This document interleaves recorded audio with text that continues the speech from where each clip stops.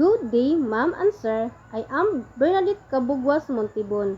I am 38 years old. I am married. I'm living Coronadal City, South Cotabato.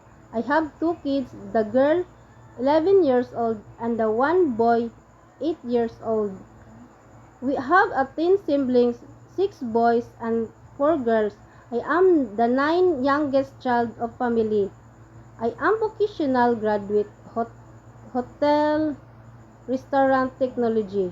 I have experience working Saudi Arabia as domestic helper for 3 years and 2 months to the married couple. My duties and responsibilities is cooking, iron, washing the clothes, cleaning the house, and also the newborn baby and 3 years old.